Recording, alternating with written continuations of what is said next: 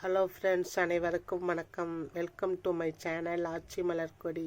எல்லோரும் எப்படி இருக்கீங்க? நல்லா இருக்கீங்களா? இன்றைக்கி நம்ம சேனலில் இட்லி, தோசை, சப்பாத்திக்கெல்லாம் ஒரு பெஸ்ட்டு சைடிஷ் தான் ஒன்று பார்க்க போகிறோம்.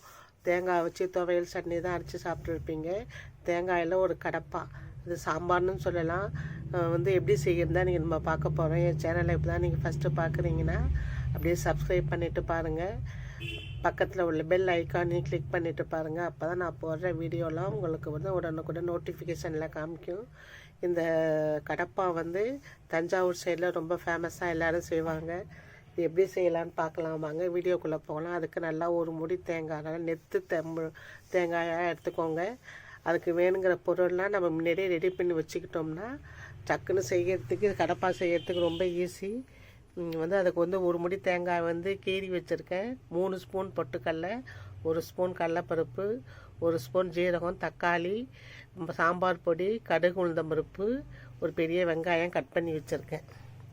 இதோட பட்டை, கிராம்பு, பச்சை மிளகாய், இஞ்சி, கொத்தமல்லி, கருவேப்பிலை, இதுதான் இந்த கடப்பாவுக்கு தேவையான பொருள். இது இட்லிக்கு அவ்வளோ ருசியாக இருக்கும். நல்லா விருந்தாட்டியில் நிறைய பேர் வந்துட்டாங்கன்னா இந்த கடப்பா செஞ்சிங்கன்னா அவ்வளோ பேருக்கும் சமாளிக்கிற அளவுக்கு செய்யலாம். ஃபஸ்ட்டு இந்த மிக்சியில் நம்ம கட் பண்ணி வச்சுருக்கிற தேங்காவை போட்டுக்கலாம். அதோட 3 ஸ்பூன் பொட்டுக்கடலை. இந்த பொட்டுக்கடலை போடுறதால இந்த கடப்பா இவ்வளோ தண்ணி ஊற்றினாலும் நிறையா வரும். நம்ம எடுத்து வச்சுருக்கிற பெருஞ்சீரகம், சோம்பு, இதையும் போட்டு நல்லா அரைச்சிக்கலாம். அதை அரைக்கிறப்ப நல்லா மைய அரைச்சிக்கோங்க. அரைச்சி எடுத்து வச்சுப்போம். இப்போ இதை தாளித்து கடப்பா செய்ய ரெடியாக ஆரம்பிக்கலாம். கடாயில் எண்ணெயை ஊற்றி கடுகு, உளுந்தம்பருப்பு ஃபஸ்ட்டு போடுங்க. நல்லா பொரிக்கட்டும். பொரிஞ்ச பிறகு 1 ஸ்பூன் கடலைப்பருப்பு போட்டோன்னா அதை ஒரு கிளறி அது ஒரு கொஞ்சம் செவந்து வறுபட்ட பிறகு மற்ற பொருளை செய்யலைன்னா கடலைப்பருப்பு அப்படியே பச்சையாகவே இருக்கும். இப்போ அது கொஞ்சம் செவக்காக இப்போ பட்டை, கிராம்பு, பச்சை மிளகாய், இஞ்சி, கருவேப்பிலை, இதை போட்டுப்போம். இதெல்லாம் போடுறது குருமா டேஸ்ட்டாகவும் இருக்கும், சாம்பார் மாதிரியும் இருக்கும். இந்த கடப்பா அவ்வளோ நல்லாயிருக்கும். பூரிக்கும் சாப்பிட்டுக்கலாம், சப்பாத்திக்கும் சாப்பிட்டுக்கலாம்.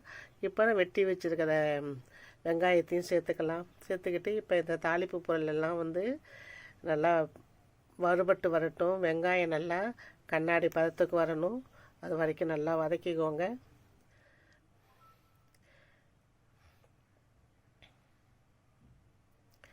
இப்போ இதெல்லாம் வெங்காயம் நல்லா வெந்துட்டு தக்காளி பழம் 1 பழம் போடுங்க போதும். இந்த தக்காளி பழமே புளிக்கு பதிலாக நம்ம சேர்க்குறோம்.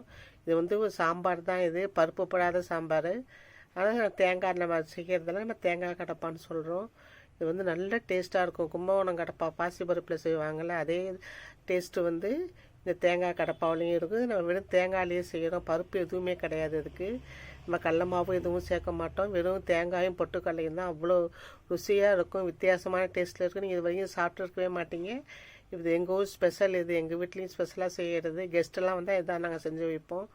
எவ்வளோ பேர் வந்தாலும் சட்னி இந்த கடப்பா பரிமாறுறதுக்கு அவ்வளோ ரொம்ப வசதியாக இருக்கும். இது சட்னியெல்லாம் அரைச்சா சரி நிறைய பேருக்கெல்லாம் வைக்க முடியாது. சாம்பாருமே பருப்பு தேவைப்படும் நிறையா, ஒத்துக்காது சில பேருக்கு. இது தேங்காயிலே செய்கிறது. அதனால் ரொம்ப வசதியாக இருக்கும் எல்லாருக்கும் போட. இப்போ நம்ம அரைச்சி வச்சுருக்கிற தேங்காய், பொட்டுக்கடலை, பெருஞ்சீரகத்தை இப்போ இந்த தாளிப்போட சேர்த்துக்கலாம். இது பொட்டுக்கடலை கெட்டியாக போயிடும். தண்ணி ஊற்றினா நல்லாயிருக்கும். இந்த கடப்பா தண்ணியை தான், அதனால் மிக்சி கல்லுன தண்ணியும் ஊற்றிக்கிட்டு அடுப்பை சிம்மில் வச்சுக்கோங்க. ஏன்னா பொட்டுக்கடலை போட்டு டக்குன்னு கெட்டி ஆகிடும். இப்போ இந்த கடப்பாவுக்கு தேவையான உப்பு போட்டுக்கலாம். கொஞ்சமாக மீடியமாகவே போடலாம். இது போட்டுட்டு இப்போ நம்ம சாம்பார் பொடி போடுங்க. அதான் நல்லாயிருக்கும். இல்லாட்டினாலும் மிளகாத்தூள், மல்லித்தூள் போட்டுக்கோங்க. சாம்பார் பொடி போட்டால் நல்லா டேஸ்ட்டாக இருக்கும், வாசனையாக.